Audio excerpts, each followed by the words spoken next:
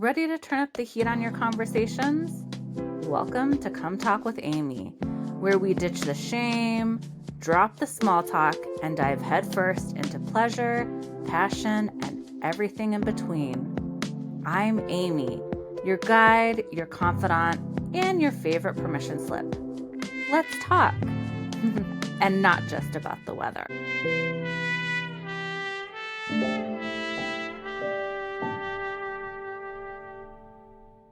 Welcome to Come Talk with Amy. I'm your host, Amy, and today we're talking about something that nobody wants to admit they're carrying, but almost everyone is. Yep, shame. It's that heavy, sticky feeling that's telling us we're too much, not enough, or somehow broken. But spoiler alert, shame lies. And today we're calling it out. I'm joined by the amazing Rebecca Giguere. She is a certified embodied intimacy and relationship coach with a kind of wisdom that makes you want to sit cross-legged on the floor and spill your guts. We're diving into where shame comes from, how it messes with our relationships, and how to start loosening its grip without taking ourselves too seriously. So grab your coffee, your vibrator, or whatever helps you feel a little more you. And let's get into it. Hi, everyone. Welcome to Come Talk with Amy, episode number 1. Yeah, celebrate. I am so excited to have you here listening in. I'm excited to have my dear friend and fellow intimacy coach, Rebecca, here as well. Welcome, Rebecca. Thank you. Rebecca Giguere is a sexual health researcher and a certified intimacy coach. She has worked in the field of sexual and reproductive health and rights for over 20 years. Amazing. Her work focuses on supporting the development of sexual products and fostering socio-political environments that make sex safer and more pleasurable for people of every gender and sexual identity. In her coaching, she focuses on body-based approaches to letting go of shame and experiencing more pleasure inside and out of the bedroom. Welcome, Rebecca. Yes, yes, and yes. Thank you. What else do you want to tell us about you, Rebecca? Yeah, I've been doing research for many years, but I've recently got my coaching certificate, trying to work more on coaching, on writing, and on following my passions in life as much as I enjoy research, and I'm still going to incorporate it into my work in the future, I'm sure. My favorite thing is to talk to people about what's going on with them and also to write. So I'm looking forward to that. On the topic of sexual shame, I think I grew up with a lot of it, even though I didn't grow up in a family that, was religious. I grew up in, just a regular family that didn't really talk that much about it. I remember my mom giving me a book when I was really little called The True Story of How Babies Were Made. It was this awesome 70s book with these figure drawings that had all the body hair. It depicted very clearly everything that was happening when people have sex and make a baby and how the baby comes out and everything. I was, I think, 5 because she was pregnant with my sister and I was probably asking a lot of questions. And that was kind of my introduction, but I don't remember ever having an open conversation. I think I would have been mortified had my mom even brought it up and tried to talk to me because I was so far away from having sex while I was still living under her house. Sexual shame starts so early in our lives. And so I wanted to give a little background about my early life and how I got to here. Love it. Thank you so much. And we'll definitely dive in deeper. An intro to me. I'm Amy, your host. A lot of my journey in life, and especially when it comes to sex, is shame-based. I grew up in purity culture. It was really interesting because I grew up with a very hypersexual mom who had left that culture. My parents got divorced when I was really young. My dad, super Mormon, super into the culture. So I had these very two different upbringings, I guess you could say, or mix of upbringings, very polarized. I grew up in Utah, so there's societal shame as well as the religious shame. What I've come to find, because I also growing up in a purity culture, I thought shame around sex is because of the purity culture, and definitely that is part of my journey. And what I've found in opening up the conversations with other people about sex is just what you're saying, Rebecca, that we all hold on to some sort of shame when it comes to sex. The first episode wanted it to be on shame with a fellow shame expert, to really dive in. It's a love letter to myself. It's a love letter to all of us out there who have felt the crushing power of shame and how it has impacted our sex lives, so we can show compassion and love to ourselves, to each other, and also let's fucking break those walls down. And we've been able to do that. It's a constant journey, and we want you to be able to do that as well. Yes. Yes. All right. So let's dig into everything shame and sex. Take a few steps back and talk about what is shame. So shame is like a natural emotion. We all feel shame at some point, not necessarily around sex, but around many different things. And it's like an internal instinct based on survival to try Mm, to keep us from feeling isolated by other people. So it's very social in nature. It feels like being, shunned by your community, running up against social values, social scripts, morality, and it can feel very immobilizing. hmm. Um, it can feel like paralysis. It can feel like your legs going numb or feeling like jelly. It can feel like your heart stopping. It's almost like a feeling of terror, a feeling of panic. So it's very powerful. Love that you dived in and described the somatic, the body-based experience of shame that one can experience. It's different things to different people as well. I know for me, so, and probably because I grew up in very critical environment, definitely there's that physical aspect. There's also a huge negative talk aspect. That's how shame a lot of the time shows up for me, is internalizing instead of like, that's bad, I'm bad, or I'm nasty, or XYZ, like fill in the blanks. And so many things can come up, but it can be a multi-sensory experience Mm. for a lot of us. Yeah, definitely. It's been something I've had to learn. What is shame? Where did it come from? Where is this thought coming from? Where is this feeling come from? So for listeners who may be listening, we may, I am constantly learning and exploring my own kind of shame edges. And so how does shame develop? Where does it come Shame around sex develops from the time we're really small. It's things that we might even like laugh about. I think from? often what happens is that parents are carrying their own shame that they grew up with. I think of the joke of you're watching some little funny sitcom with your kids, and then there's two characters kissing, and you're like, cover your eyes, don't look at that. That seems like such an innocent thing, but you're already teaching this message that anything sexual in nature is something that's not appropriate for kids. That's, something to be hidden. And I think like also a lot of the sex ed that we get in school, even to this day, unfortunately, because you and I'm a little older than you, but we grew up in that similar era. I reached sixth grade where we started to get sex education in my school system in 1986. This was like right in the middle of the AIDS era. Ryan White, I think, was around my age. And for those who don't know who Ryan White is, he is a child who received a transfusion.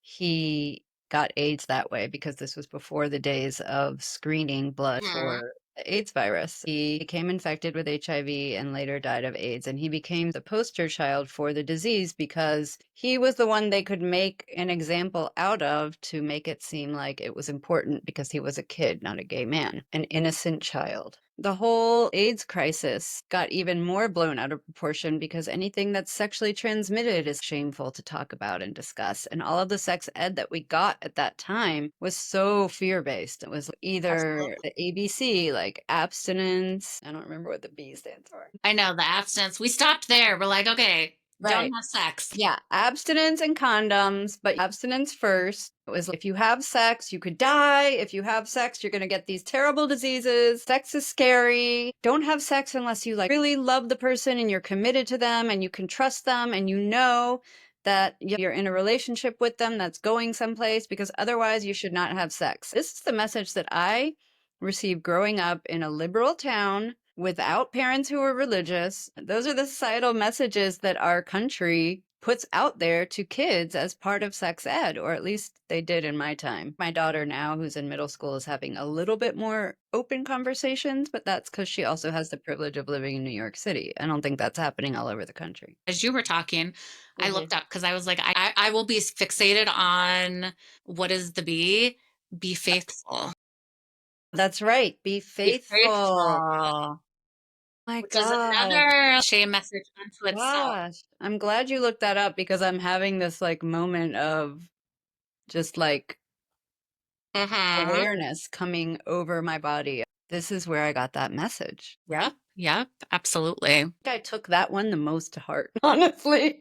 I knew I wouldn't be abstinent forever. And, condoms are great and I always use them, but sometimes you want to have a baby or you're in a secure relationship and you don't really need them. The be Hmm. faithful thing I took so to heart. And the way that particularly girls are labeled growing up, she's the slutty one or she's the whore that's like having sex with everyone and da da da da. That's such a negative thing, particularly when you're younger, that there's a lot of societal judgment around that. So all of these things that we're talking about are how shame develops. And I'm talking about attitudes that I personally developed way before I even started having sex. Let's talk about the connection of shame and fear. How are the two intertwined? Sure. So shame at its core is fear of judgment, fear Mm-hmm. of negative outcomes. Really at its core, being afraid of being alone, which is something that I think a lot of us feel. If you look at what I was describing in terms of the physiological response of shame and you think Mm-hmm. about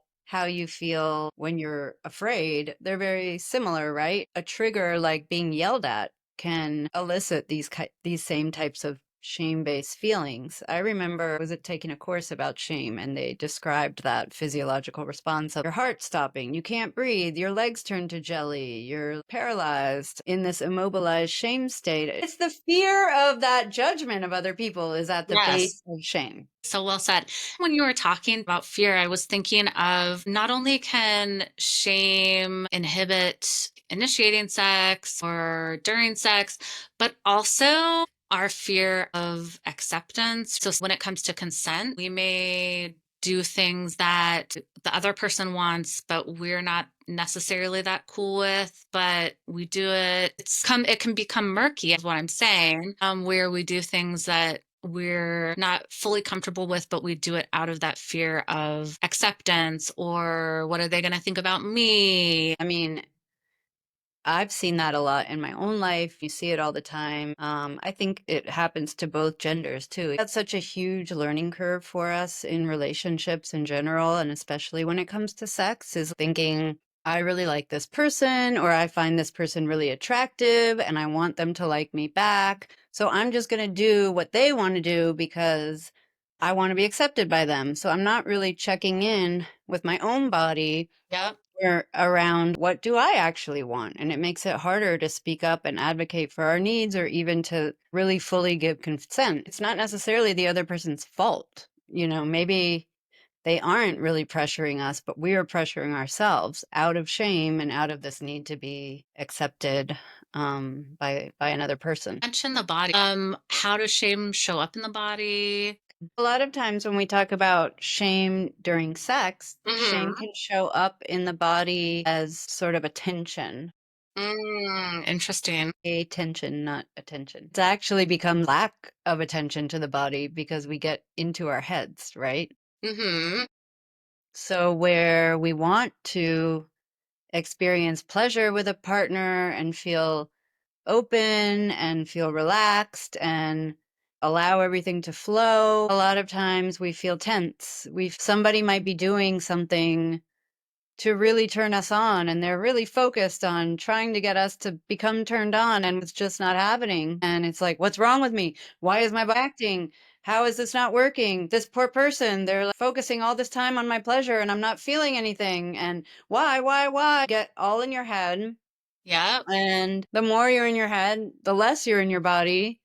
And the less your body's going to react in the way that you actually want it to, because you're not allowing the body itself to relax and to lean into what's happening. And there's a lot of self judgment going on based on the shame. That's a very common example of how shame shows up in sex. We've come up with like definitions for these different things, whether it's like vaginal dryness, pain with sex, or whatever. But really, I think a lot of those are based on this fear of judgment or Yeah. self-judgment, this fear of not being accepted by your partner, shame around, not reacting in the way that you want to react or not looking in the way that you want to look. A lot of it comes out in these moments, right? It's a very vulnerable, intimate moment where you're revealing your body for somebody else. And if you have your own shame around what your body looks like, that takes away from the ability to feel your body when you're with somebody else, because you get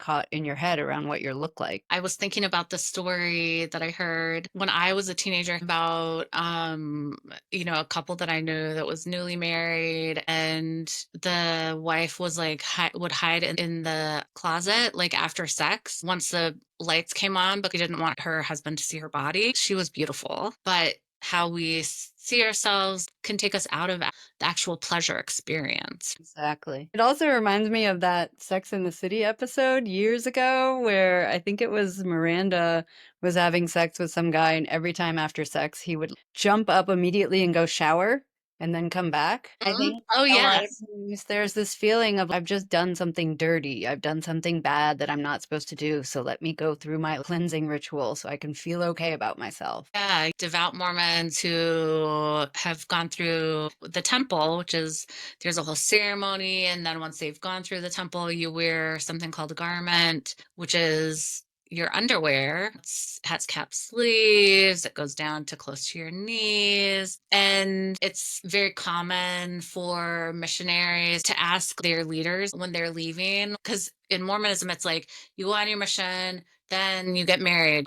It's Yeah. very quick turnaround. That's the expectation. Yeah. But we don't talk about sex. I know several of my friends asked their leader over that mission when they're leaving, okay, I have these garments. My next step is to get married. Do I have sex with my garments on? You're talking about that sheet. And from a religious context, that's a question that people have. What is okay? What's not okay? I take these garments off to go swimming, to take a shower, and that's it. So where does sex, that thing that we don't talk about, where does that come into play? Wow. Yeah. Yeah. So much of our shame around sex is related to our shame around our bodies and vice versa. It's sort of what we're taught. Mhm. We don't even refer to genitals using actual words when we're kids. Adults, a lot of people don't Even like. as A lot of adults, yes. people are Yes. still the Yeah. hoo-ha, the muffin, the what are different ones that people have said? The vajayjay. Oh, yeah. I mean, and that's actually a really great de-shaming exercise, is to think of all of the words you can think of that are actual anatomical terms of Mhm. things that you feel like you're not supposed to say. And then you can also create the slang word that's related to that. Write them all down and then just practice saying them out loud. Yes, 'Cause how many of us, we can't say certain words because that sounds horrible. exactly. And bring curiosity around where did I get that script from? Who says I can't say it? Who says I can't say it now? Early on, when did I learn that I'm not supposed to say vagina or pussy? How does it feel in my body to say the word vagina? What's happening to me, and how can I lean into that feeling, get curious about that feeling, and start to heal? Thinking of my daughter who's 7, and I teach her the body parts. That's important as being a nurse, as working in the space. She knows the body parts, and she will say, "Did you clean your vulva?" We have taught the anatomical words, and she doesn't think anything of it. it's a word that she's learned. Right. A big one that's related to sex that we haven't talked about is how most of us start having sex is through Mm, masturbation. Even the word masturbation, it's one of those words. Write it down and say it, because how many of us have trouble saying it? And it comes back to what we were talking about before with covering up the kids' eyes when there's kissing on a TV mhm. show, or when there's any kind of sex on a TV show that is never even that graphic, right? Right. For boys, teen boys, there's all these jokes around the dirty sock and the dirty magazines and dirty, dirty, dirty, dirty. Anytime a kid is in his room by himself, oh, he must be, this, that, and the other. Just this assumption, but also it's something that I think brings people shame. At least for teen boys, it is something that is recognized as quote unquote normal behavior and Right. something that everybody does but nobody talks about. So there is a lot of shame around it. But for women, I don't think we ever think or talk about teen girls and the ways that they masturbate, Yeah. and whether they masturbate and how do they explore, how do they learn. And it's Mhm. this shame around masturbation impacts people's sex lives for the rest of their lives. Because if you cannot talk about it with your friends, with your partners, with other people, how are you going to learn how to teach someone else what you like and what feels good to you? You have to learn on yourself first. And Yeah. yet, not being able to talk about that, or feeling like it's something you have to hide, or not being able to ask advice. I wish and I hope to provide the space for my daughter to be able to come to me and, what's the best way to masturbate? Or how do I figure Right. out what feels good? Or, oh, I tried this and that didn't work. What else could I try? Even though I think I'm pretty open and I sometimes will bring it up. Do you have any questions about this? She shuts it down because that's what she's learned from her own social context. And I never in a million years would have said something like that to my mom. Right. At the same time, I was reading all those VC Andrews books that were like full of sex. Yeah. Yeah. And I know, like, that's a common thing. Teens will read books about sex, and that's kind of their first foray into like feeling desire within their bodies. It's like, what do I do with that? And how do I handle it? And I feel like because of the shame around sex and masturbation, people are kind of left floundering on their own or asking their friends who are also floundering. Nobody is getting good information about this and a place to safely ask questions and get answers. It stunts our sexual development for a really long time. Yes, absolutely. And speaks volumes to the importance of the work you do, the work I do. Really, the foundation of this podcast is to bring sex out of the shadows and into day to day combos, because we're here to knock down those walls with compassion, curiosity, and coming. The coming is important if that's a goal for yourself. Coming from my cultural context, oh, it's because I'm Mormon. So everybody else is talking about sex. Everybody knows about sex. They have the scripts. When you're in these purity cultures, it's very us, them. There's the rest of the world. There's us. So I had this assumption that everybody else has sex figured out. They're all Right. talking about it. They're all doing it. So even after I left the religion, I wasn't talking to my partner about sex. It all started with a conversation of a friend genuinely talking to me about my sex life. And it gave me an opportunity to breathe and exhale and have this conversation that I had craved and didn't know where to get it. I got off that phone call. I bought myself a vibrator, a clit sucker, and really started working on my own shame. And then through that process, started opening up to other people, just as my friend did to me, started having conversations with other friends and recognizing that we all need that space that we just Mhm. don't have. Society is obsessed with sex, and yet it's so shamed. Right. It's a I mean, shameful and topic. what you just brought up is so powerful. I mean, I had a similar friend um who I started asking me questions, and I'm thinking, wow, I've never talked about this with anyone before. And she was like, you don't talk about this with your other friends? I was like, never. Yeah. One of the things that I learned that I think is so incredibly powerful, and it also speaks to why coaching can be such a powerful experience for some people, especially intimacy or sex coaching. Mhm. Sometimes people will say, you're a sex coach. Like, what does that mean? You're like cheering me on in the bedroom while I'm having coaching being a way to guide people that are struggling with issues around sex and shame and things like that in their own intimate lives. Shame lives in silence. Yes. And shame grows in isolation. The very fact of naming whatever we're ashamed of and being met with acceptance, whether from a Mhm. friend, from a coach, from a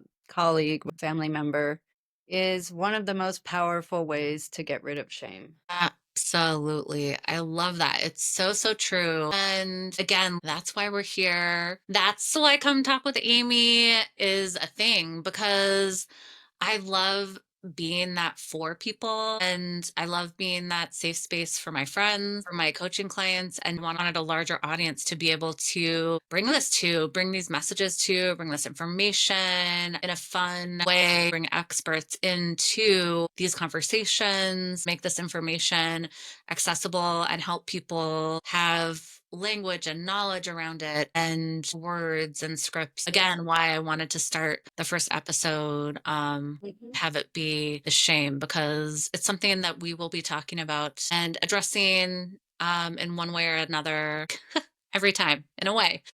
Yeah, I think it's just a continual work. It's a it is. shame, even Definitely. though I've done a lot of work on my own. I help other people and guide people in addressing shame and sex. It shows up. It shows up in surprising ways still, in ways that I didn't realize. That's interesting. Okay, let's sit with this. Where is this coming? Why do I feel this way? What is this reaction that I'm having? It's a continual journey. People need to have a place, have a vocabulary for that, get out of that silence. A lot of people having the conversation can be difficult. Yes. And I'll give a scenario. You have a new partner. You really, really like this person. Maybe you're already having sex with them or you want to have sex with them. You just kind of fumble into it and there's nothing wrong with that, right? Like Right. let's see where we meet. Let's see what makes sense. Let's see we like the same thing. Sometimes maybe you already know that there are certain things that you really like. But oh, do I really want to bring this up to this person? Because how do I know if they Yes. like it? And what if Yes. then like they're like, "Oh no, you're not right for me because I would never do that." And there's a lot of shame and fear that comes with even having a conversation with a partner around what brings us pleasure. Yes.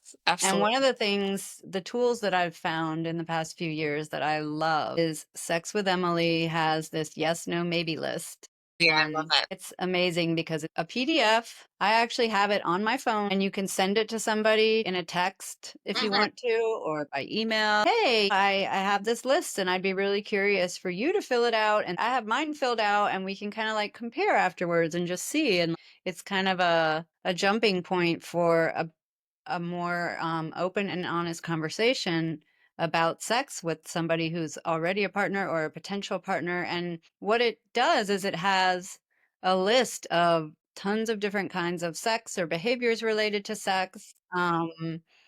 And you can put a check next to yes, no, or maybe for you for each of those behaviors. Yes, if it's something that you already know that you love. No, if it's something you already know that's definitely not for me. And maybe if it's something that you'd be open to exploring, but you're not really sure. Yeah. You can even go through an embodied practice while you're reading this list of thinking and feeling in your body how each of these things would feel and what is your body's natural reaction? Do I get that Yes. excited, fluttering feeling? That's a yes. Do I get a closed off, tense feeling? That's definitely a no. Or do I just kind of feel a little bit, I'm not really sure. Where maybe let's go slowly and figure it out. You can bring these embodied practices into how you fill out this list. And it's a Yeah. great way to shame that conversation around sex and pleasure in a partnership. I love the yes, no, and maybe. It's also a less threatening way. It can be more inviting as far as for people who aren't used to having those conversations or who may struggle with initiating talking about sex with their partner. Also, it's a fun way to explore your own interests and desires, because there may be things on the list where I hadn't thought of that. Ooh, I think that sounds amazing to me. That sounds sexy. Yes, please. And then sharing that list so you have your own self exploration and your identification of what sounds good to you and what is total turn off and what I don't know, like I could think about that. Then you compare the lists and you may be surprised what your partner says. Ooh, look, your maybes and my yeses, or your maybes and my maybe. This is something we have not tried. And we both clearly have a curiosity here. What do you think about that one? I've even had an experience that was really fabulous with a partner where I sent him the list and he filled it out and I filled it out and we exchanged it. And the first time we had sex was absolutely amazing. There was this one moment where he knew exactly what to do, and it wasn't something that most people do. Okay. And in the moment, I was like, wow. And a few months later, I remember feeling like I've been with other people and I've wanted to tell them in the moment to do what he did, but Huh? I feel the shame around it, right? Yeah. Yeah. Yep. And so I don't even know how to ask for that in the moment. I went back and talked to him and I said, "How did you know to do that at that moment?" Like, and it was perfect and I didn't even have to say anything. And he was like, "Oh, I remembered your list." I love that. I love it. Yes, for partners that remember what pleasure we want to experience and receive. I love that. Amazing. Definitely go check that out. We spoke a little bit about masturbation, but it's Masturbation May. This week is the kickoff of it. And a month long, we encourage people to masturbate and self pleasure all year long. I guess I'll start off this part of the conversation with last year, a Masturbation May.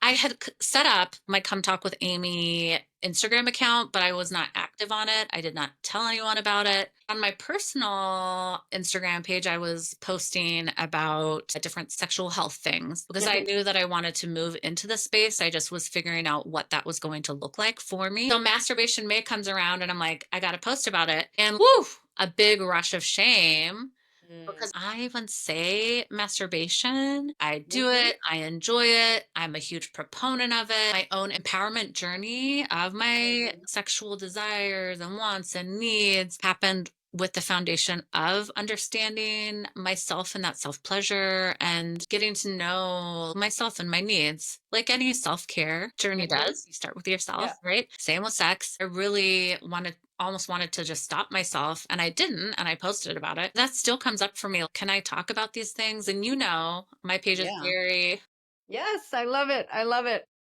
I sex admire you so positive. much. I look at your page and I absolutely love it. I think it's just so sex positive and forward and fun and funny, just empowering. And at the same time, knowing your background, I'm like, wow, it takes so much guts. I don't even know that I could do that as much as I love to see it. And so I understand what you're talking about because as much as I admire it, I feel like sometimes I'm scared to post half of the things that you post that are so open and honest and amazing. Thanks. And at the same time, I still have that shame. The shame still comes from time to time. And I'm also committed to having these conversations and this dialogue. It kind of surprises me sometimes too that this is the way that I'm going about it. And I guess I've always kind of been for the shock value. Like, let's shock them, But it's also a practice in deshaming. It really is my own practice in deshaming and breaking down some of these barriers as we can talk about this stuff. We're doing it. Yes. Let's talk about it. Absolutely. It's very inspiring. You're right. Like I said, shame lives in silence, and putting that information out there for people to enjoy is a huge part of it. Going back to what you were saying about shame and masturbation, and viewing masturbation as a form of self-care is a total mind shift, right? Yeah. So many of us have this feeling, I feel like I want to have sex or I have all this tension. Let me just masturbate, get to my goal, orgasm, and move on with my Right. day or get to sleep or whatever time of day it is that you're doing this. And I've run into this a lot where, I hear men talking about masturbation, particularly men who have partners. She's not giving me sex often enough, so I have to like go in the bathroom and masturbate like a teenager. And this is Mm, embarrassing. This is ridiculous. I feel horrible about myself. Why am I, married and I'm not getting enough sex so that I don't have to masturbate? And it's this really, really shameful back and forth that can be yes. so harmful in a relationship. And whereas you always have to have partnered sex just because you have a partner. Yeah. Solo sex is a completely different experience, just like going for a walk by yourself versus going for a walk with your partner. I love that comparison. And also where I've seen shame come is partners finding out that their partner is masturbating and then feeling like I'm not enough. I'm not Yes. meeting their needs. They're masturbating. Some people see masturbation almost, I've heard people use the words cheating, partner masturbating. Again, that is those feelings are rooted in shame. I'm not enough, or why are they masturbating when we're in partnership? That's Whole amazing. the whole It brings ABCs. yes, I was just gonna say, it brings me back to the be faithful, because be faithful is not just be faithful to your partner, it's be faithful to yourself. Yes. Your partner is not your competition. Your partner is your partner. That's why they're called that. Yeah. Doing it as a natural behavior and something that we do to take care of and connect to ourselves is such a critical way to de-shame masturbation as a practice. What if we could experience masturbation in the same way as we do taking a bath, the first cup of Mhm. coffee in the morning, getting a massage, eating a food that we love, something Yeah. that we can savor, that we can enjoy, that we can do whatever we want. Maybe, for example, I'm somebody who is really into the ambiance and the energy, and I want to listen to a certain type of music, and I want low lighting, I want some candles, I want some kind of nice scented spray or lavender oil. I just get really into the whole sensory experience. And maybe my partner is more, yeah, all that is fine, but I like it rough and I like it exciting and I want to the window. And that's fine. We can each do our thing together. And then we can each do our thing on our own. Then I have this chance for an exciting, voyeuristic, partnered experience, Right. and I can have private, quiet, sensory, like music, low lights, and lavender smelling solo experience. Reframing masturbation is one of the many tools of pleasure. It's one of your pleasure practices, and it doesn't take away from the other pleasure practices, just like the non sexual pleasure practices don't take away from the sexual pleasure practices. In fact, they enhance them because they all ideally have the effect of decreasing stress, decreasing cortisol, like bringing us those feel good hormones. And also, again, that self exploration, just understanding what you like. I love that you're talking about like different sensory experiences and really indulging in that. I think, too, coming from puritanic culture, we have to do, and we're shamed for indulging, or indulgence is looked at as a negative thing, Right. but allowing spoil yourself. Yes. Yes, yes, yes, that is care. And self-care is just like the oxygen mask in the plane. You got to put Mm-hmm. on the oxygen mask for yourself before you can help other people. Yeah. I'm glad you brought up that do culture, because I think often even masturbation is like it's like another thing to check off a box. I was saying before, oh, I have this feeling, I just want to get off, I just want that release so I can like move on with my day, versus like gonna set aside like 30 minutes to an hour for myself, and I'm gonna Yes. explore and see what feels good and do a little edging and find out like what's something I can learn about my body that I haven't known about before. There's a time and a place for both, but I think making space in your life to approach it in that way is really valuable too. I'm a big fan of scheduled sex. I think it's Mhm, super sexy. I think a lot of people don't feel that way. mhm, And I'm curious why.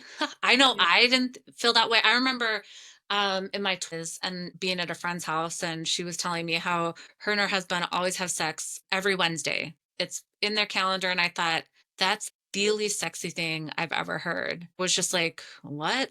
That Mhm, feels forced, and sex should be spontaneous. mhm. And in my own work, I'm like, where did that come from? Oh, it comes from media, whether the media is Hollywood or porn, where all of a sudden you're Xeroxing copies and then we're grabbing our coworker and having sex with them. It should be fast and done, and there's not the room for exploration. And I just Yeah. think scheduled sex, even if it's with yourself, scheduling it with other people, it Mhm. allows for anticipation, for Yes. buildup, for foreplay throughout the day. It can be really sexy, but I do feel that that's part of the expectation and shame script Yes. is that sex should be spontaneous. Definitely. It's crazy. Even when you were talking about like porn, I started to think, oh my God, you're right. They're all what you described with the copy room. Or, I happened to go over to this person's house and out of nowhere, suddenly he's getting naked. Or Yeah. mom, step, whatever. It's a bit, some of maybe what turns us on is the element of surprise or the taboo aspect of it. But think about when you have a date scheduled with somebody that you're excited to see and you're like looking Yeah. forward to it all week. It's the same thing. Scheduling sex can really give you time for your brain and your body to get on the same page. Spontaneous sex is hot, and sexy. And I'm saying scheduled sex is equally, if not more, in my opinion, sexy. Before we wrap up, maybe we could talk about some other techniques that people can use to address shame. What do Yes, you take think? us there. A couple of things that you can do to really decrease that shame around your body and around sex and try to get more into your body in the moment. A practice that I heard about that I love is standing in front of a mirror and you're looking at yourself, and maybe there's a part of your body that you're really just don't like. Belly is too big, and why do I have this big poof when all the women I see in the magazines or in porn or in social media are these super skinny, no bump in the belly kind of bodies? Well, Right. I can look at my body in the mirror and I can even like put my hand on my belly and it some love Yes, I and love that. appreciate like, oh, that's the part of my body that digests all my food for me. Those are the muscles that keep me standing upright. Those are the organs that keep my body functioning. Yes. That's my bladder that thankfully is still working. Whatever it is. This part of my body feels squishy and soft like a nice stuffed animal, and it's actually something Give nice. your body the flowers. Our bodies work so hard for us. Our bodies have been with us from the day we were born. They're going to be with us until the day that we die. The second that we die, we're walking miracles and we don't think about that. And we love to should and shit on ourselves. Hmm. I love that to really hold that part of you and that is getting less compassion and find a way to give it compassion. Yeah. Yeah. So, any other practices that you want to highlight before we start coming to completion? Another one that Cindy Darnell taught us was taking your hand and putting it on a certain part of your body. Specifically, could be your genitals. If that's something that you feel shame around, not touching yourself as in masturbation, but just feeling the heat from your hand and sinking into that feeling and letting the pleasure grow throughout the body from that Mm, very basic contact is a way to de-shame self-touch and to build pleasure within the body, a way that really doesn't give pleasure to the body in a way that's very low pressure. yes. And understanding that pleasure itself is so inhibited by shame. Mm, I talked before about being in your head and how that takes you out of your body and then you're not able to feel pleasure as well. I right. think a lot of times we have to move through shame to give ourselves permission for pleasure. Yes. Understanding that pleasure comes from us. I think there's such a narrative around my partner is responsible for giving me pleasure and I am responsible for giving them pleasure. And when we think about how shame operates in the body, if we're feeling shame around sex, our partner could be doing everything right and we will not feel pleasure. Pleasure is something that comes from us and we have to give ourselves permission to feel it.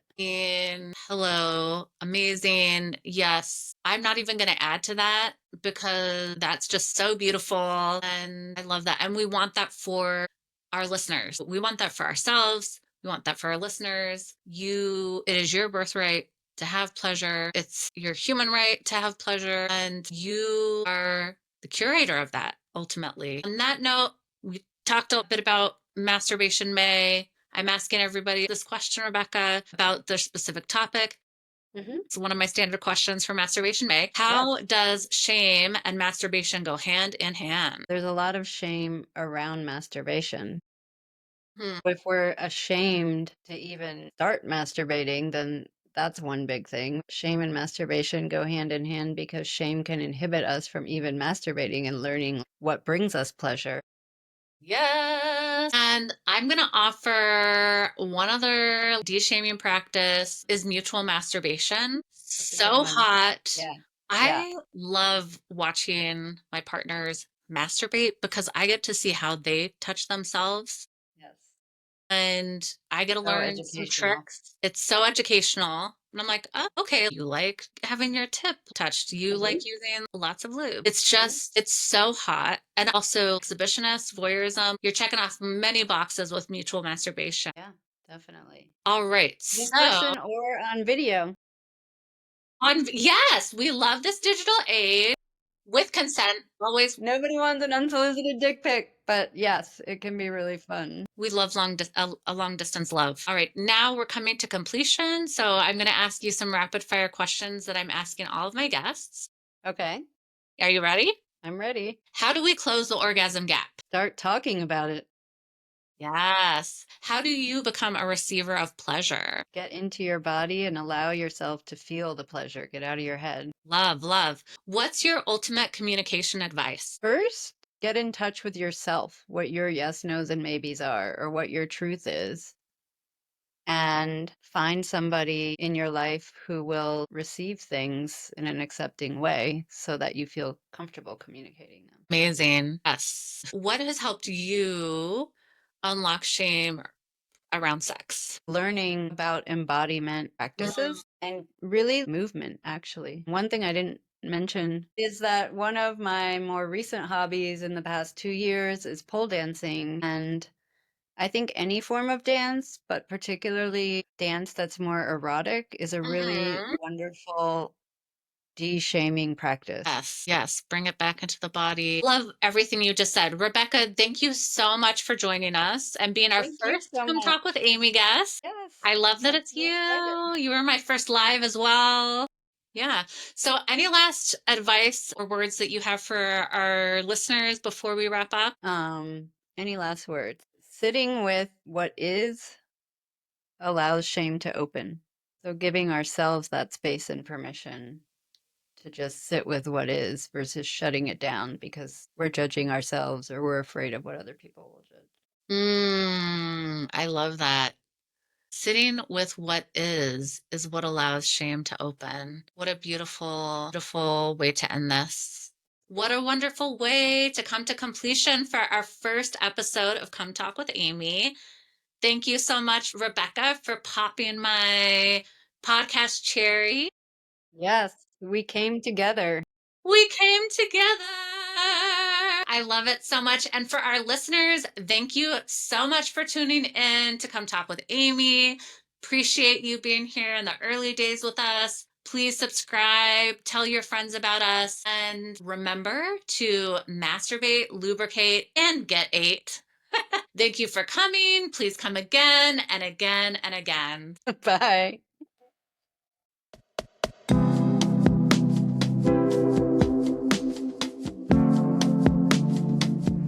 And that's our chat. Big love to Rebecca Giguere for showing up with so much honesty, insight, and a good dose of real talk magic. If this episode hit close to home, breathe. You're human, shame thrives in silence, but the second we start talking about it, it starts to shrink. So go easy on yourself. Maybe journal, dance it out, or just sit in the sun for 5 minutes and remember you're already enough. If you loved this convo, send it to a friend, leave a little review, or come hang out with me on Instagram. You know I love a good DM. Until next time, keep being brave, keep being messy, and keep talking. As always, come again, and come again, and come again.